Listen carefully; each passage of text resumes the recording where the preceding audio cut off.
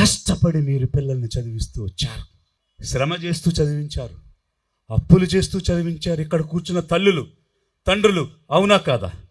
మీరందరూ అప్పు చేసే కదా పిల్లల్ని చదివించారు. ఒకప్పుడు 3-4 శతాబ్దాలలో మను అనేటువంటి ఒక దుర్మార్గుడు ఒక స్మృతిని రాశాడు, మనుస్మృతి.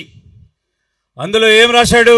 జనాభాలో సగభాగంగా ఉన్నటువంటి సగం జనాభా అయినటువంటి స్త్రీలను బడికి గుడికి నిషేధం అన్నాడు. అంటే ఆడ మనిషిగా పుట్టితే పుట్టుకతో వారు చదువుకోవడానికి ఇక వీల్లేదు, బడికి వెళ్ళడానికి వీల్లేదు, గుడికి వెళ్ళడానికి వీల్లేదు. కనీసం కష్టం వచ్చిన రోజు దేవా నీ ఆశ్రయం కోరాను అని ప్రార్థించే హక్కు కూడా లేదని చెప్పి మనువు రాశాడు. అంతేకాకుండా 80% పైనటువంటి శూద్రులు ఈరోజు ఓబీసీలుగా అనేక కమ్యూనిటీస్, కాపు, కమ్మ, రెడ్డి, తెలగ, బలిజ, ఒంటరి, ఇలాంటి అనేక కమ్యూనిటీస్ వీళ్ళందరూ కూడా శూద్రులుగా ఉన్నటువంటి వారికి మీకు కూడా చదువు లేదన్నాడు, మంత్రాలు లేవన్నాడు, బడి లేదన్నాడు. ఊరి వెలుపలున్న అస్పృశ్యులకు ఇంకా దారుణమైనటువంటి పరిస్థితులు కల్పించాడు. కొండల్లో నివసించే ఆదిమ జాతులకు భయంకరమైనటువంటి పరిస్థితులు కల్పించాడు. ఇది ఆ రోజు మనువు రాశాడు. అయితే మనువు రాసిన శాసనాలను తిరగరాసి ఆదిమ జాతుల దగ్గర నుంచి, ఆదివాసుల దగ్గర నుంచి, అస్పృశ్యుల దగ్గర నుంచి, శూద్రుల వరకు, మహిళల వరకు, స్త్రీల వరకు సమాన హక్కులు కల్పించాలని భారత రాజ్యాంగాన్ని రాసి నవంబర్ 26వ తేదీ 1949లో వీటన్నిటినీ కూడా తిరగరాసుకుని ఈరోజు సమాన హక్కులు పొందుతూ 21వ ఆర్టికల్ కింద అంతకుముందు ప్రతి ఒక్క వ్యక్తికి చదువు ఇవ్వాలనేటువంటి అంశాన్ని, రైట్ టు ఎడ్యుకేషన్ అంటే పుట్టిన ప్రతి బిడ్డ చదువుకోవాలనేటువంటి ఒక ప్రాథమిక హక్కుని కూడా రాజ్యాంగ సవరణ ద్వారా ఈరోజు మనం తెచ్చుకున్నాం. మనువు చదువు ఇవ్వకూడదు అనుకున్నాడు, కానీ రాజ్యాంగం చదివిచ్చింది. అది కేవలం ప్రభుత్వాల దయాదాక్షిణ్యం మీదే వచ్చే చదువు కాకుండా ఒక హక్కుగా చదువు పొందాలనుకున్నాము. రాజ్యాంగ సవరణ చేసి దానిని ఒక ప్రాథమిక హక్కు చేసుకున్నాం. పెత్తందారులు ఎప్పుడూ కుట్రలు చేస్తూనే ఉంటారు, కుతంత్రాలు చేస్తూనే ఉంటారు. మనువాదంలోనే వాళ్ళు ప్రవర్తిస్తూ ఉంటారు, మాటలు మాత్రం తీయగా చెప్తూ ఉంటారు. అందుకు నిదర్శనం ఏమిటంటే రాజ్యాంగం వచ్చింది, చదువు ఇవ్వాల్సి వస్తుంది. ఎస్సీలు చదివేసుకుంటున్నారు, ఎస్సీలు చదివేసుకుంటున్నారు, మైనారిటీలు చదివేసుకుంటున్నారు. వీళ్ళు చదువుకుని ఎదిగితే వీళ్ళు కూడా మనతో సమానంగా సీఈఓలుగా, సాఫ్ట్వేర్ ఇంజనీర్లుగా, మెకానికల్ ఇంజనీర్లుగా, ప్రాజెక్టులు నిర్మించే ఇంజనీర్లుగా, డాక్టర్లుగా, శస్త్రచికిత్సలు చేసేటువంటి సర్జన్స్గా అయిపోతే వాళ్ళని మన కింద ఎలా పెట్టుకోగలం, మన కాళ్ళ కింద ఎలా అణిచివేయగలం, వాళ్ళని వాడుకుంటూ మనం వాళ్ళని తొక్కుకుంటూ వాళ్ళ భుజాల మీద నడుచుకుంటూ నిరంతరం ఆధిపత్యం ఎలా సాధించగలం? ఇది ఎప్పుడు వాళ్ళ మెదడుల్లో ఆ మనువాదం నడుస్తూ ఉంటుంది. కాబట్టి రాజ్యాంగపరంగా చదువు ఇవ్వాలి, తప్పదు. ఇస్తున్నట్టే చెప్పి ఇవ్వకుండా ఎలా ఉండాలని కుట్ర చేస్తారు. అందుకే ప్రభుత్వ పాఠశాలల్లో సరైన వసతులు కల్పించకుండా, టీచర్లు నియమించకుండా, నాణ్యమైన విద్యను ఇవ్వకుండా దానిని నెగ్లెక్ట్ చేసుకుంటూ రావడం అనేటువంటిది జరుగుతున్న క్రమంలో ఐక్యరాజ్య సమితి అక్షింతలు వేస్తూ వచ్చింది. వరల్డ్ ఫోరం 193 దేశాలు కూర్చుని సస్టైనబుల్ డెవలప్మెంట్ గోల్స్, సుస్థిరమైనటువంటి అభివృద్ధి ప్రణాళికలు చేయండి, విద్యను ఇవ్వండి, ప్రతి వ్యక్తికి విద్యనిచ్చి 100% లిటరసీ సాధించండి అని ప్రపంచ దేశాలకు చెప్తున్న పరిస్థితిలో దాని నుంచి బయటపడడానికి ప్రాథమిక హక్కుగా చేసి విద్యనిస్తున్నట్టు, టీచర్లను పెడుతున్నట్టు తీసుకొచ్చి మరొక్కసారి నటించడం ప్రారంభం చేశారు. మరి ఈ నటన ద్వారా మళ్ళీ చదివేసుకుంటున్నారు, ఎక్కి పైకి వచ్చేస్తున్నారు. దీన్ని ఎలా అరికట్టాలని ఆలోచిస్తూ ఉన్నారు. కొత్త సూత్రం తెచ్చారు. అది ఏమిటి అంటే భాషను ప్రయోగించటం. అంటే తెలుగు అనేది ప్రాంతీయ భాష.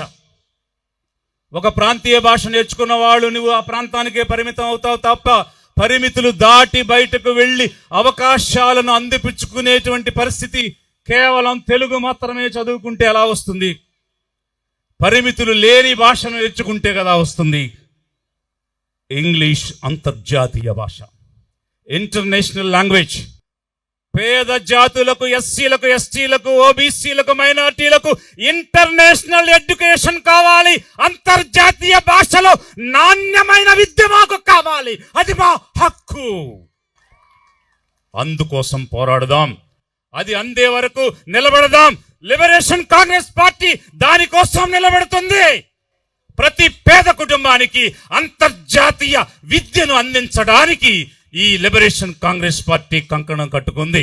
దేశంలో ఉన్నతమైనటువంటి పదవులు అధిరోహించినటువంటి ఉపరాష్ట్రపతిగా వెళ్ళిన ఎం వెంకయ్య నాయుడు, ప్రధాన న్యాయమూర్తిగా అయిన ఎన్వి రమణ చౌదరి అంటారు, ప్రభుత్వ పాఠశాలల్లో ఇంగ్లీష్ ఎందుకు? ఇంగ్లీష్ మీడియం తీసేసి తెలుగు పెట్టండి అని ఆనాడు మనువు ఈ జాతులకు విద్య వద్దంటే మీరు మనువాదాన్ని ప్రోత్సహిస్తున్నారా? ఈ తరంలో కొత్త మనువులుగా మీరు పుట్టారా? ఎందుకు మా హక్కుని మీరు కాదంటున్నారు? ఒప్పుకునేది లేదు, ఊరుకునేది లేదు.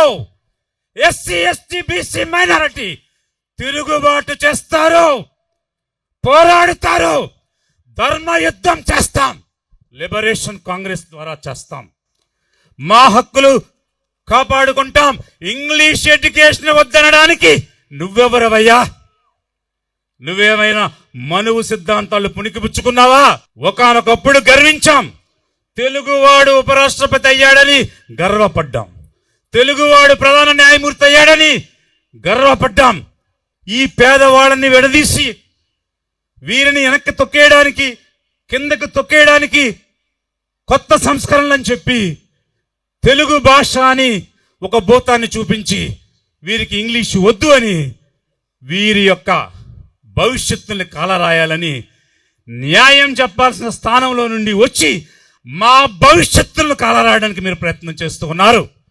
అంతర్జాతీయ భాష మాకు రాకుండా చేసి మేము అమెరికా వెళ్ళకూడదు, ఇంగ్లాండ్ వెళ్ళకూడదు, నెదర్లాండ్స్ వెళ్ళకూడదు, జపాన్ వెళ్ళకూడదు, ఇలా అనేక దేశాలకు వెళ్ళి మీతో సమానంగా సీఈఓలుగా ఒక సుందర పిచ్చేలాగా, ఒక సత్యనారాయణలాగా మేము కూడా కూర్చుంటే మాకు మీకు తేడా ఏంటి?